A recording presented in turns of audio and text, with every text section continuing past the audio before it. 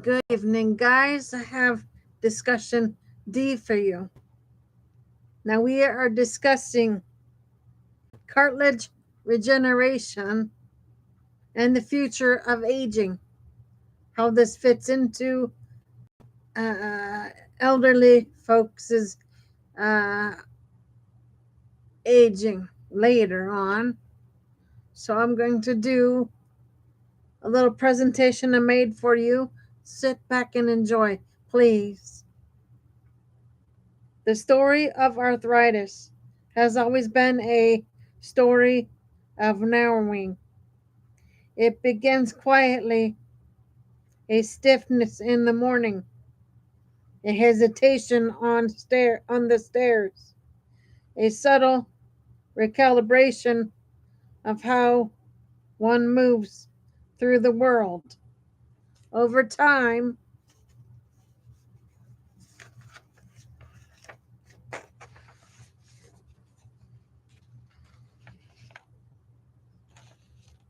the narrowing becomes architecturally or architectural.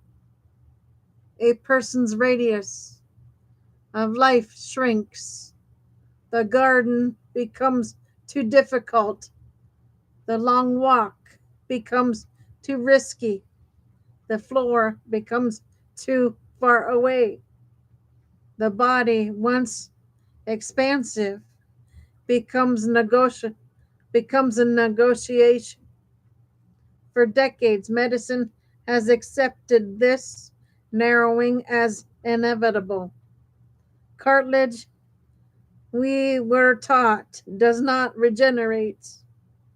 Once the smooth white cushion between bones thins or tears, the body cannot rebuild it.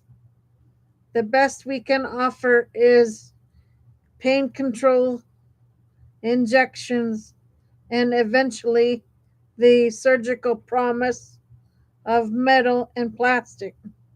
Arthritis was not a disease to be cured, it was a fate to be managed.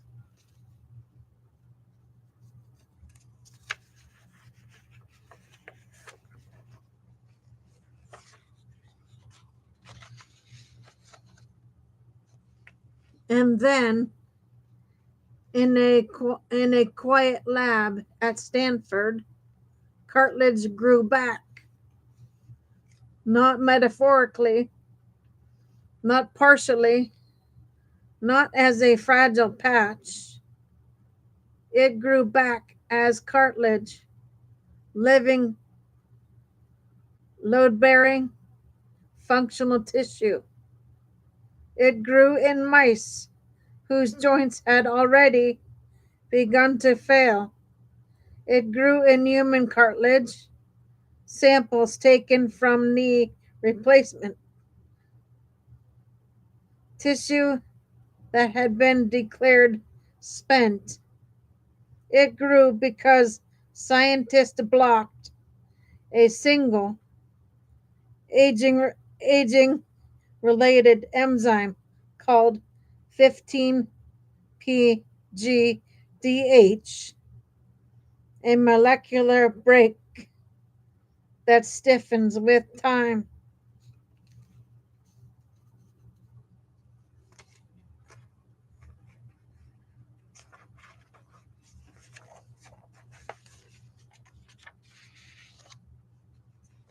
And the suppress the body's ability to repair itself the moment the break was released. The tissue remembered what it, it once knew how to do. The memory of youth. There is something profoundly human about the idea that the body retains a memory of youth, that beneath the stiffness and grinding joints, beneath the slow erosion of mobility, the cells are not dead. but dormant, silenced, waiting. Chondrocytes, the, the caretakers of cartilage, are like aging musicians who have not forgotten their craft. They have simply lost the conductor. When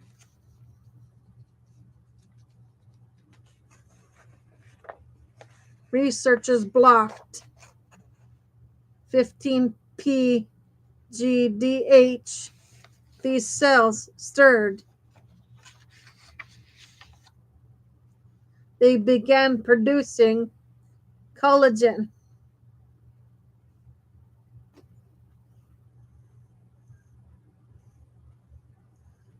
And then proteoglycans,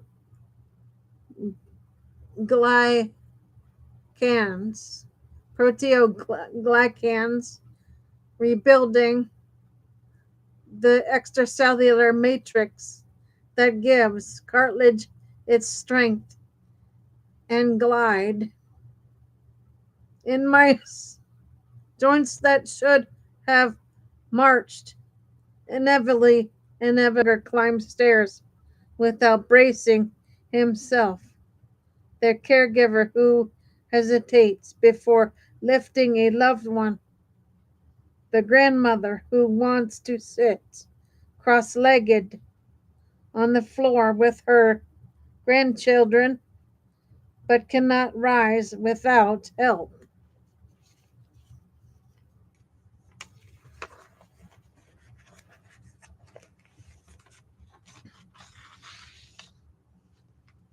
Arthritis is not just a disease of cartilage, it's a disease of independence,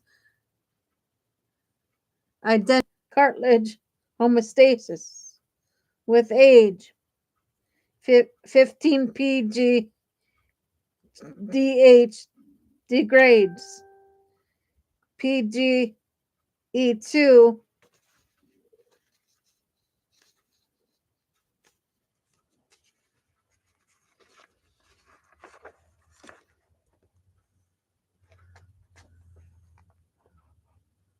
starving cartilage of it.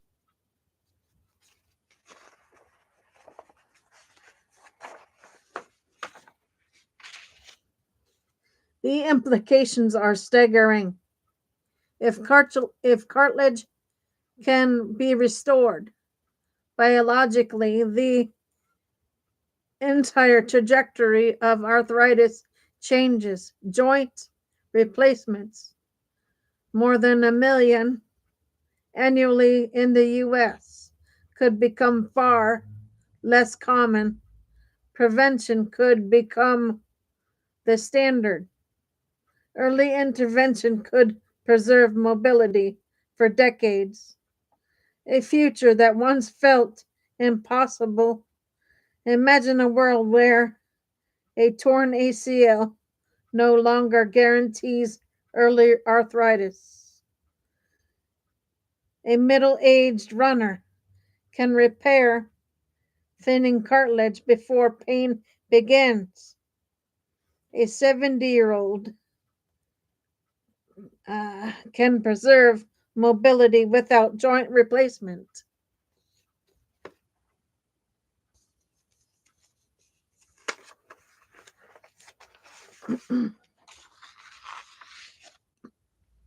Prevention becomes the default, not the exception. But this breakthrough does not promise that world yet, but it gestures toward it boldly, convincingly, and with a kind of scientific humanity that makes the results feel even more real.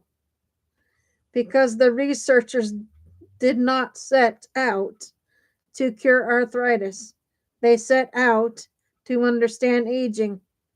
They discovered that 15-PGDH, one of several newly identified geoenzymes raises with age and degrades the very the very molecules that enable tissue repair. When they blocked the enzyme, repair resumed, not just in cartilage, but in muscle, bone, and blood cells. In other studies,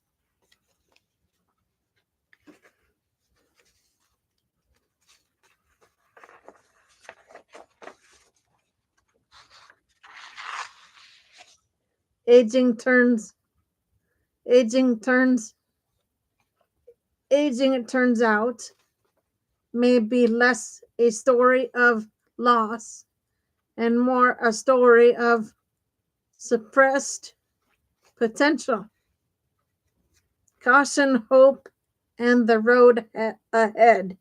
Of course, this is early science.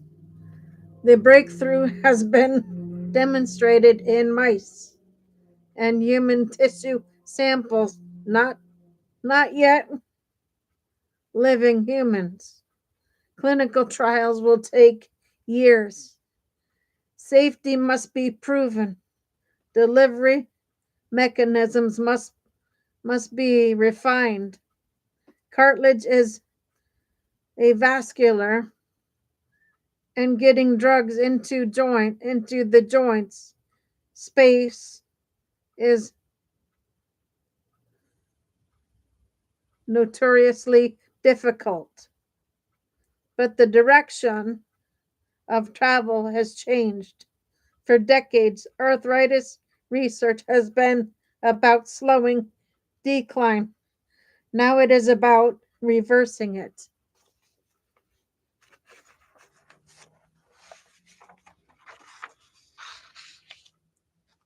And that shift from palliative to regenerative, from inevitable to interruptible, is the kind of shift that reshapes medicine.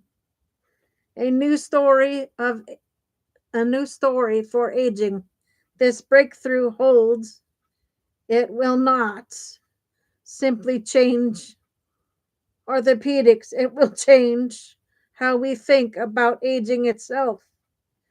It suggests that decline is not destiny. The tissues do not forget. The body carries within it a blueprint for repair that can be reactivated. It suggests that aging is not a cliff, but a dimmer switch, and that science is learning how to turn the lights back up.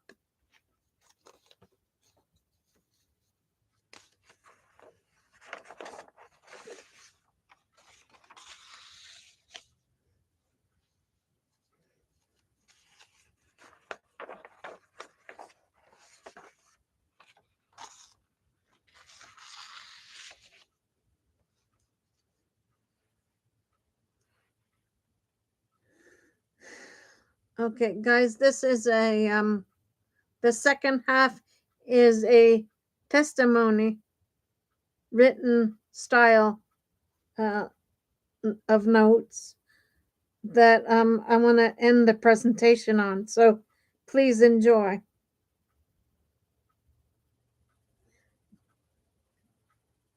Chair members of the committee and colleagues across our health and aging systems, thank you for the opportunity to speak today about a scientific development that has the potential to reshape how we understand mobility, aging, and chronic disease in the United States. I come before you as a geriatric specialist who has spent decades caring for older adults and as a health system leader responsible for the policies that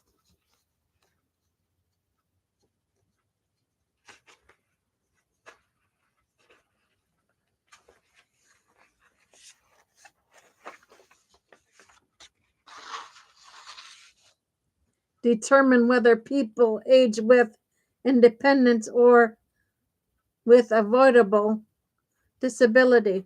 Today I want to talk about a breakthrough that has that challenges one of the most enriched assumptions in musculoskeleton or musculoskeletal medicine, the belief that cartilage cannot regrow. The human stakes. Every one of you knows someone living with osteoarthritis. It is the most common joint disease in the country, affecting more than 32 million Americans. It is a leading cause of disability, a driver of early retirement, and a major contributor to long-term care placement. It shapes how people walk, work, sleep, and participate in their communities.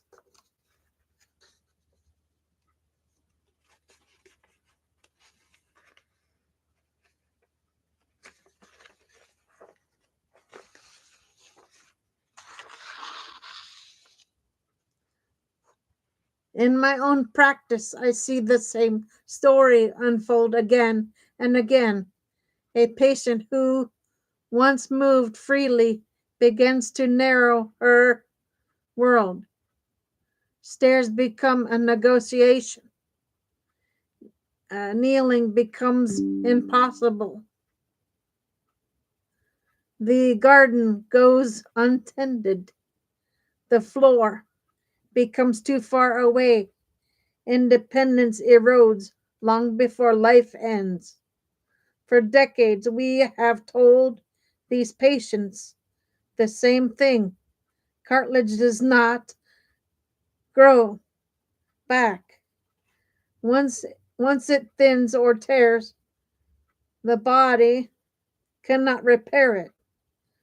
We, we can manage the pain, we can slow decline, and eventually we can replace the joint, but we cannot restore what was lost. That story is no longer complete. The breakthrough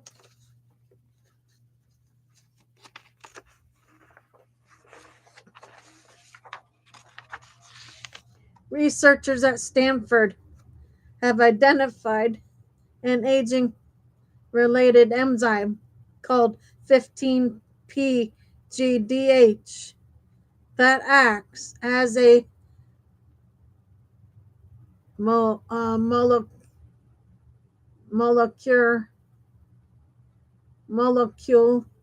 that molecule break on tissue repair. When this enzyme is blocked, even cartilage that has already begun to fail, begins to regenerate.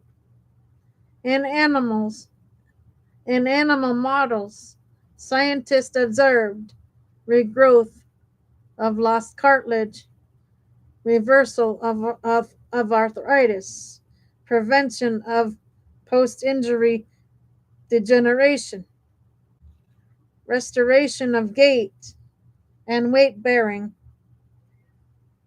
And in human cartilage samples taken from knee replacement surgeries, tissue that had been considered biologically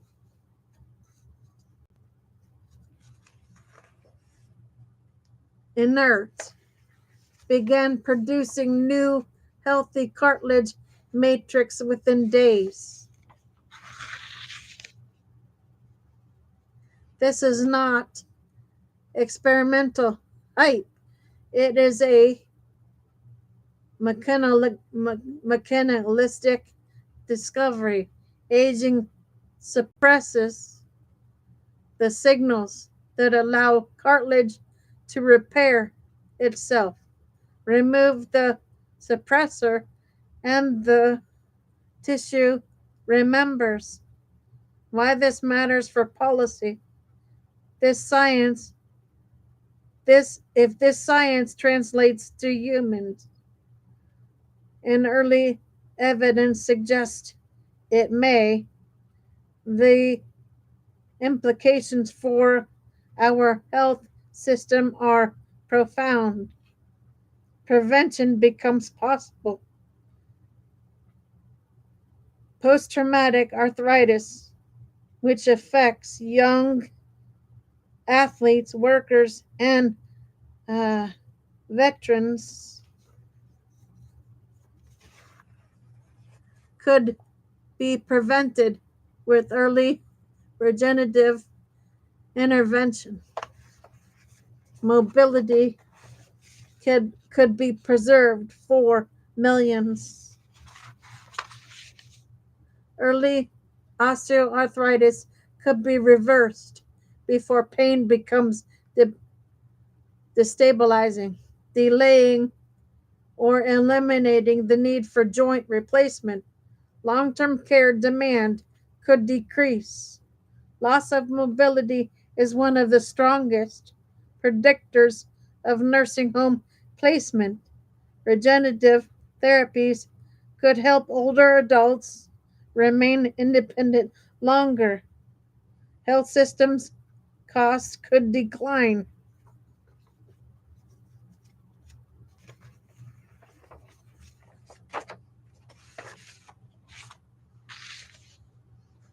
Osteoarthritis costs in the US cost the US tens of billions annually in medical care loss of productivity and disability. Disease modifying therapies could reduce surgical volume, emergency visits, and chronic pain management. Equity gaps could narrow. Arthritis disproportionately affects rural communities, manual laborers, and low income older adults. Regenerative therapies must be redesigned for equitable access from the start. What policymakers must do now, we are not asking you to approve it. Therapy today, we are asking you to prepare the system for what is coming.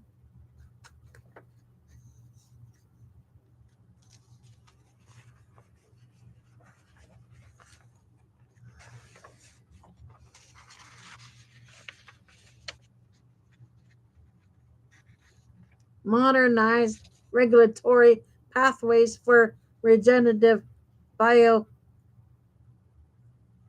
biologics.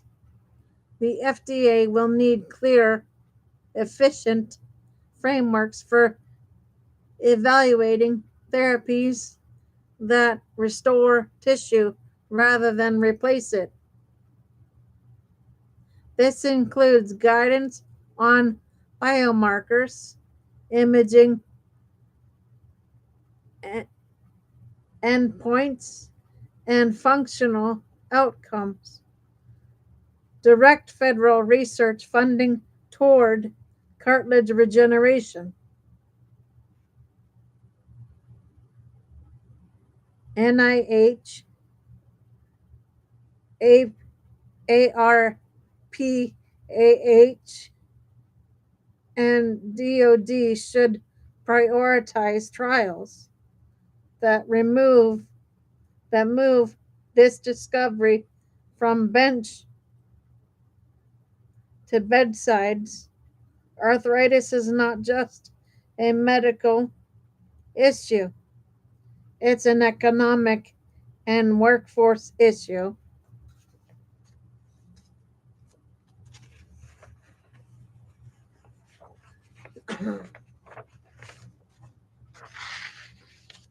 Build reimbursement models that reward disease modification. Medicare, Medicaid must be able to cover therapies that prevent joint replacement, not just the surgeries themselves. Free for service incentives currently favor procedures over prevention. Invest in workforce training. Clinicians will need education in regenerative medicine, biologic delivery, and early stage arthritis detection. This is a new skill set and we must prepare for it. Ensure equitable access from day one.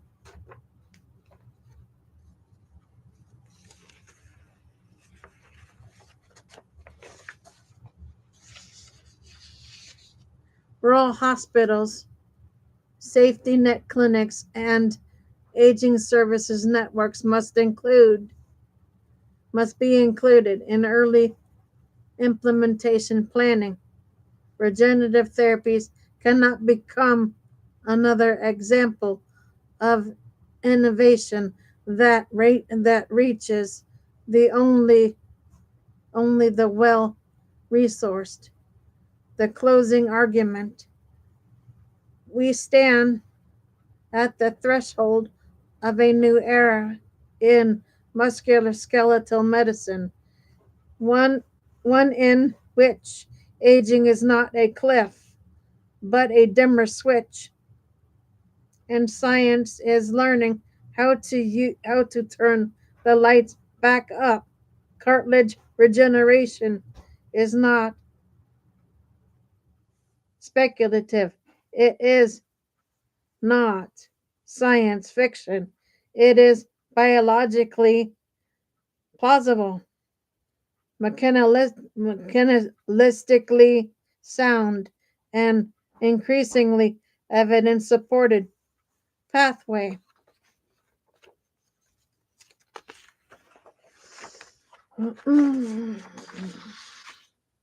toward preventing one of the most debilitating conditions in American life. Our responsibility as stewards of public health is to ensure that when this therapy arrives, the system is ready to receive it. We owe that to millions of Americans whose worlds have narrowed because their joints have failed them. We owe it to the caregivers who lift loved ones despite their own pain.